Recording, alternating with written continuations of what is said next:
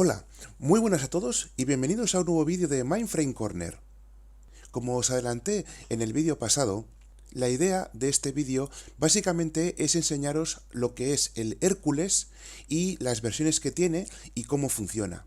El Hércules es un emulador de Mindframe, así como lo oís. Es un emulador de Mindframe, es decir, esa máquina que en vídeos anteriores expliqué yo que era casi de 2 metros, que tenía unos discos IBM 8300 y estaban gobernados con unos canales FICON, tenía dos portátiles internos para generar la configuración y un largo etcétera de conectividad y terminales etcétera que tenía, pues resulta que desde hace unos años existe este emulador. Es decir, lo que hace un emulador, al contrario de lo que sería un hipervisor, es poner una capa de software encima de nuestro sistema operativo de tal forma que puedes ejecutar instrucciones en ensamblador y en otros lenguajes que no fueron compiladas para el sistema operativo que tenemos encima, en este caso Windows o Linux. O más concretamente, este emulador lo que permite es ejecutar instrucciones que no son compatibles con la arquitectura x86 de Intel. Por lo tanto, genera una capa encima de software que te permite ejecutar instrucciones que no fueran concebidas para este sistema.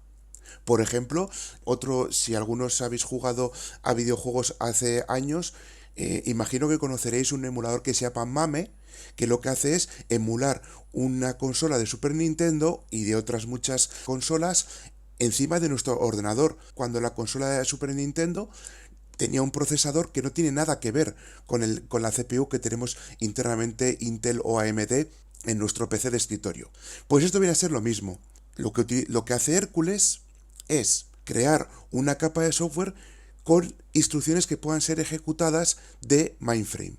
Y esto nos permite ejecutar un sistema operativo mainframe completo con sus discos, con sus terminales, con sus tarjetas de red, etcétera, etcétera, etcétera. Todo eso estaría emulado y es lo que proporcionaría Hércules para que así el sistema operativo que esté corriendo encima crea que está funcionando en un mainframe real. Hércules tiene, digamos, dos versiones. La original, que es la página que os presento aquí, que es hercules-390.eu, que ahora mismo está en su versión 3.13, y por otro lado, hace unos años se creó un fork llamado Hércules Hyperion, que es la versión 4.0 que tenéis aquí. Realmente la diferencia entre una y otra es que la Hyperion se ha ido desarrollando bastante más y ahora mismo está en la versión 4.3 y, por ejemplo, si tenéis oportunidad de conseguir los volúmenes del sistema operativo, por ejemplo, de la última versión de ZOS, podéis ejecutarlos en este emulador, mientras que este emulador, el original, ha quedado un poco rezagado. De hecho, si vamos al What's New in this Release, podemos ver que la última versión que se ha escrito ha sido el 30 de septiembre de 2017, mientras que Hyperion, ahora mismo, si venimos a la opción 4.3, pues estamos hablando de una fecha mucho más reciente. Por tanto, lo que voy a hacer ahora es instalar la última versión del Hércules y os voy a explicar cómo funciona Hércules realmente. Así que sin más preámbulos, ya que estamos aquí en la versión Hyperion, la última que ha salido, pues nos vamos a descargar, que ahora mismo tienes aquí este enlace.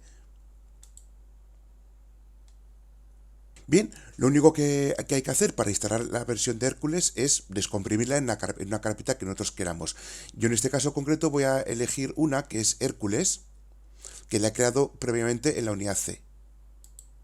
Pues aquí seleccionar carpeta y extraemos. Bien, y aquí la tenemos.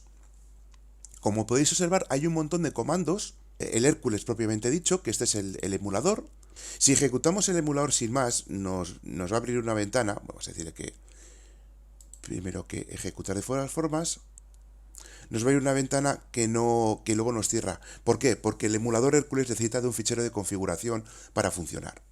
En ese fichero de configuración se definen todos los dispositivos que usa nuestro mainframe en este caso.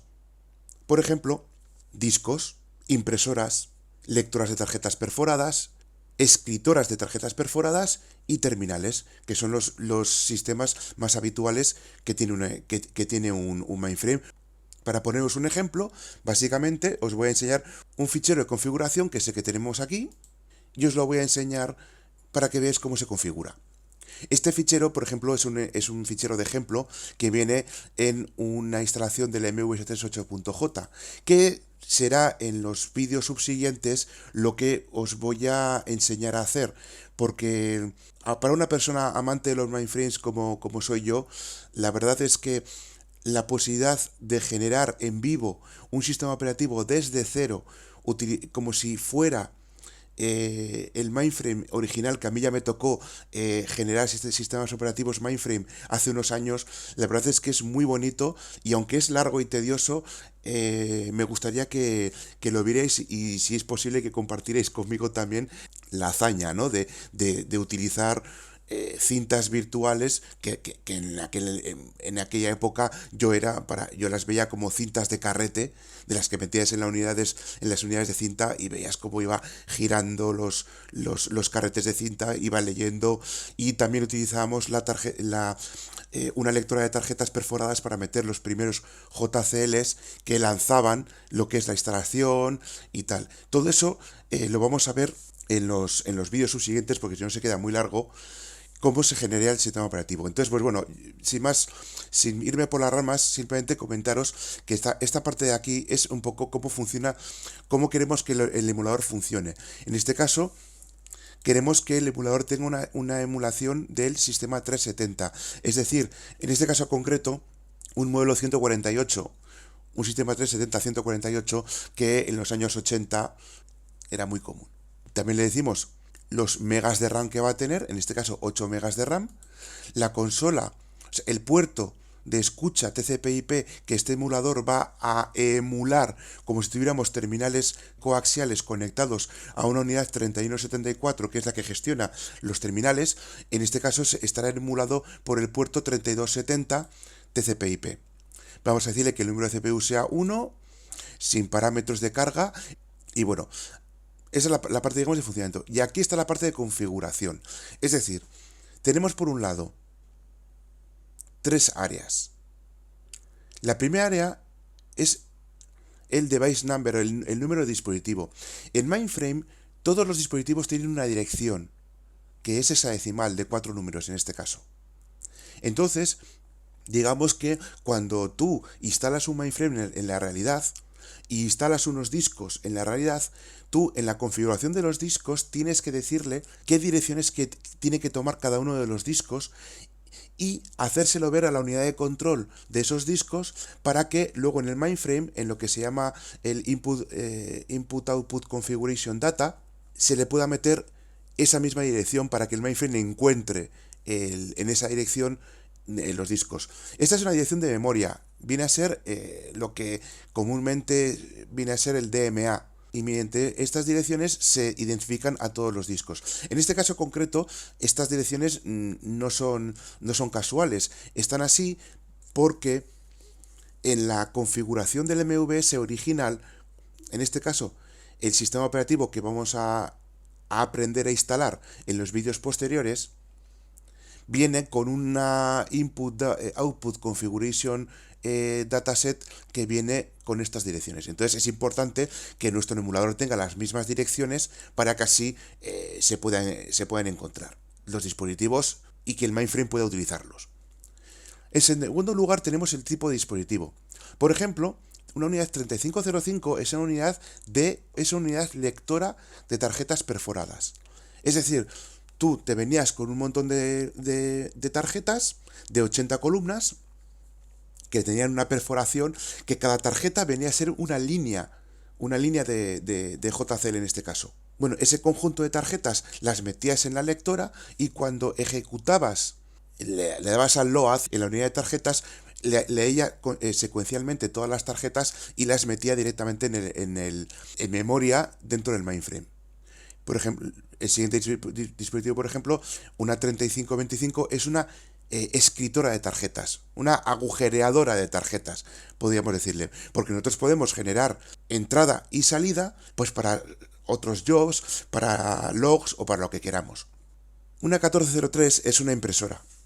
Es la típica impresora de banda de caracteres que como su nombre indica, en la banda hay escritos todos los caracteres y luego hay en la parte de atrás de las hojas hay unos martillitos, de tal forma que la banda gira a una velocidad increíblemente alta, pero cuando la letra y el sitio donde tiene que ir esa letra coinciden, el martillo da un golpe y hace que esa letra quede impregnada con la tinta en la hoja. Esto lo que hace es generar cientos de líneas por minuto de rapidez. Entonces se puede ver, podéis ver vídeos en acción de estas impresoras de cómo imprimen las hojas a toda velocidad.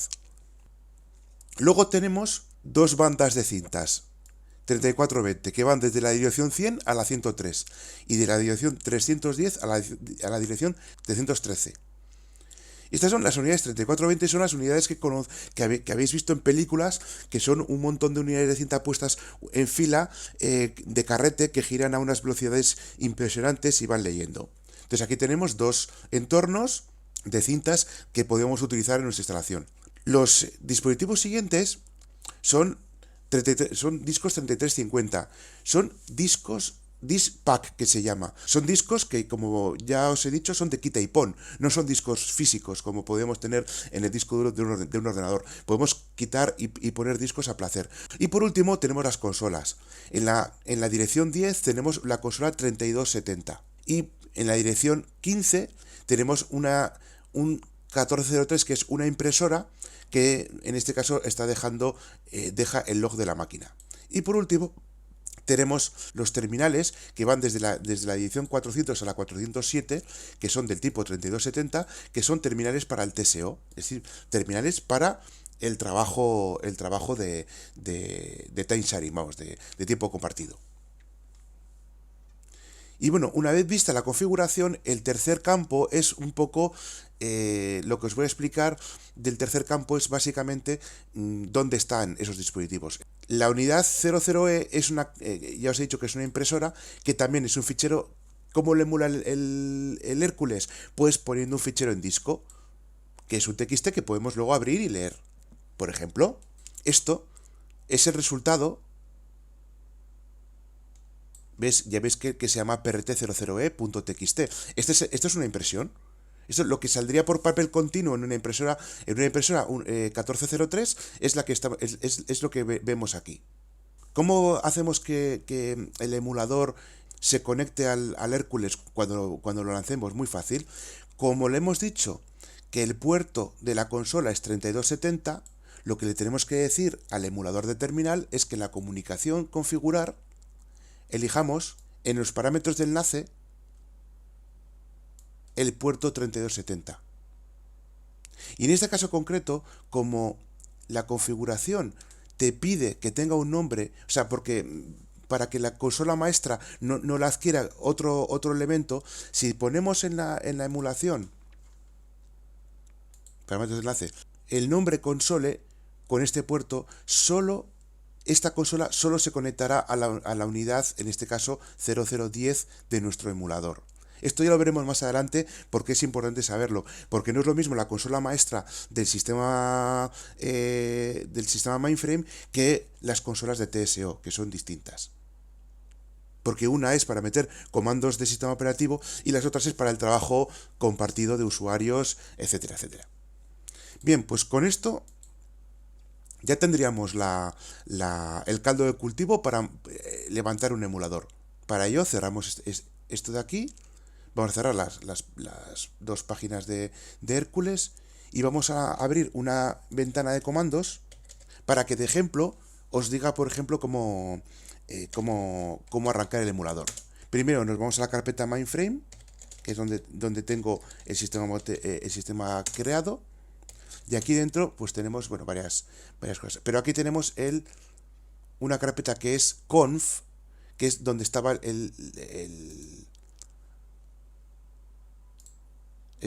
mainframe. Tenemos esta conf, que es donde estaba el MVS, que es lo que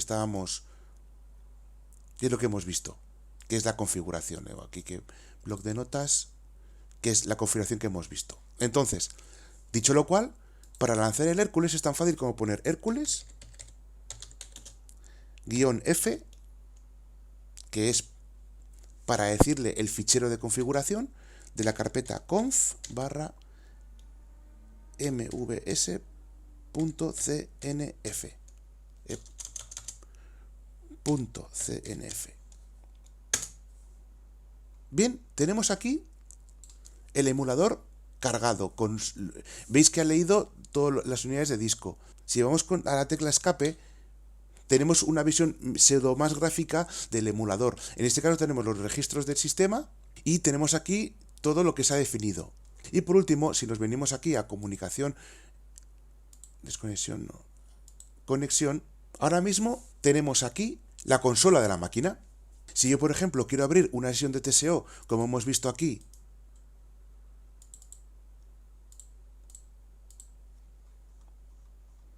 o sea, digamos que esta unidad, la 10, ya está cogida porque aquí te está diciendo que la unidad es la 10.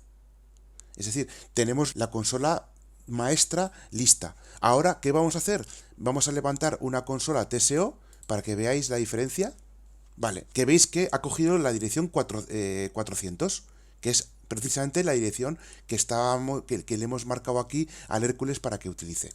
Entonces, una vez hecho esto, tenemos, digamos, la máquina lista para arrancar. Dando a la tecla escape podemos volver aquí. Entonces, hemos visto, si vamos a la tecla escape de nuevo, que hay un disco que está en la dirección 150, que es el MVS Res. El MVS Res es el residente, el volumen residente donde se aloja el MVS. En este caso concreto está en la dirección 150. Bueno, pues la forma que tengo yo de arrancar, de hacer lo que se llama IPL al mainframe es haciendo una IPL a la dirección 150. Todo esto en el panel de control del mainframe hay unos diales y tú marcarías ahí 0, 1, 5, 0, en donde pone Load Address. Y luego hay un botón que pone Load. Entonces cuando eso físicamente lo haces en un mainframe, estás diciéndole que busque si hay un registro de carga del sistema operativo en la dirección 150. Entonces es lo que vamos a hacer. Si vemos aquí a IPL y hacemos IPL 150, ya está el sistema operativo funcionando. Y de hecho, en la consola principal ya nos está pidiendo unos parámetros de arranque para la versión de release. En este caso no vamos a poner ningún parámetro delante, vamos a darle simplemente Enter. Y estábamos ya arrancando un mainframe ahora mismo en nuestro ordenador. Hay dos preguntas. Lo que está en blanco son preguntas. 00, Enter IPL Reason Subsystem ID or U. Esto significa que como no es habitual arrancar y parar un mainframe porque están pensados para que esté funcionando las 24 horas y los 365 días al año, pues claro, nos está diciendo ¿por qué ha arrancado usted el mainframe? Bueno, pues vamos a decirle con reply 00, U, que no interesa. ¿Veis? Ya se ha quitado lo blanco, se ha quedado en el color turquesa que le hemos respondido con U. Y por otro lado nos está pidiendo aquí la opción 01 es HASP Specify Options. HAPS2 versión GES2 4.1. El GES2 es el subsistema de entrada de trabajos o Job Entry Subsystem. Aquí simplemente le vamos a decir con reply 01 no rec es que directamente que me arranque y se lance directamente el sistema. Si le damos aquí al Enter, bien, empiezan a salir una serie de mensajes, pero veis que aparece aquí un IEE159E Message Waiting. Esto significa que la consola, en cuanto se ha llenado hasta aquí de líneas, tienes que hacer lo que se llama un roll delete mode. Es decir, tienes que seguir haciendo que la consola se refresque. Entonces le damos a F12, en este caso, porque la F12 es para poner la consola en modo roll delete, es un parámetro que viene con el sistema operativo, pues pulsamos F12 y veis que empiezan a salir páginas, bien, y veis que esto se ha puesto en IEE163I mode roll delete. O sea, a partir de ahora todos los mensajes van a ir refrescando la pantalla y borrando los mensajes que queden más arriba. Aparecen mensajes de arranque, de TSO, y de hecho estos, cuando nos dice que TCAS Accepting Logons y TCAS is Initialize, En este caso concreto tenemos nuestro terminal de TSO listo para funcionar. Por tanto, para entrar dentro del sistema TSO hacemos un logón, espacio. En este caso concreto, en la generación del sistema operativo nosotros hemos generado unos usuarios por defecto, a saber HMVS01, sin contraseña de momento. Y hemos entrado. Por una parte ya veis que en la consola nos ha aparecido aquí que el usuario nos acabamos de loguear. Y por otra parte ya tengo aquí el prompt ready, ya estoy dentro del mainframe y puedo empezar a ejecutar comandos. Por ejemplo, puedo ejecutar el comando RPF, que es el Rough Programming Facility, que es un software libre que ha creado un programador que lo que nos permite es un clon del ISPF, que es, ahora lo vais a ver, que es un clon un poco del editor de JCLs que tenemos en los sistemas mainframe reales. Para salir de aquí, pues hacemos un exit con la X, volvemos al ready. Para salir del terminal hacemos un logoff y ya se ve aquí que nuestro proceso se ha terminado. Bien, para cerrar la máquina, pues muy sencillo. Hacemos un p de stop TSO. Paramos el VTAM, que es lo que habéis visto arriba, que es el sistema que gestiona las comunicaciones. Para ello hacemos un Z, net, Z también es de stop, quick.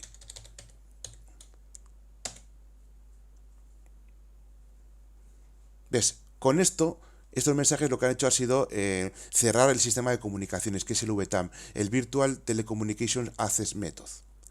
Y una vez hecho esto, tenemos un mensajito aquí que es All Available Functions Complete, que significa básicamente que el GES2 ya no tiene trabajo que hacer, porque ya al cerrar el único proceso que dependía de él, ya está libre. En estos momentos es cuando podemos cerrar el GES2 con $p GES2. Le damos al Enter. Como podéis ver, estos comandos son los mismos comandos que yo efectué cuando en de los primeros vídeos del canal en los que enseñaba cómo se encendía y apagaba un mainframe, utilizaba. Bueno, pues ya estáis viendo que son los mismos comandos. Bien, con el GES2 Ended, lo siguiente que hay que hacer es ZEOD, hacer un End of Day de la máquina, con lo que se cierran los registros de SMF, y por último un QSC, que con esto nos para el Hércules, se para el procesador emulado de Hércules en este caso. Y como podéis ver aquí, claramente se ve que Disabled Wait State. Esto significa que el procesador está ahora mismo parado. Y nada, con un exit salimos del emulador y ya lo tenemos. Yo os sugiero meter la carpeta Hércules, que es donde hemos instalado, donde hemos descomprimido el emulador, lo añadéis al path del Windows. Para eso nos vamos a la parte de sistema y en la parte de configuración avanzada del sistema, que nos abre esto, podemos ir a la parte de variables de entorno. Y en las variables de entorno yo he metido en el path, he metido a Hércules. Y así podéis lanzar el comando Hércules desde cualquier carpeta sin ningún problema. Una vez hecho esto, aceptamos, salimos y salimos. Bueno, pues esto ha sido todo por hoy. En el siguiente vídeo os voy a explicar los pasos de generación de un sistema operativo mainframe desde cero. Así que sin más, si os ha gustado el vídeo, darle a like, dejar en la caja de comentarios vuestras dudas y, como siempre, suscribiros a este canal, porque así cuanto más seamos, mucho mejor. Así que hasta el siguiente vídeo de Mainframe Corner.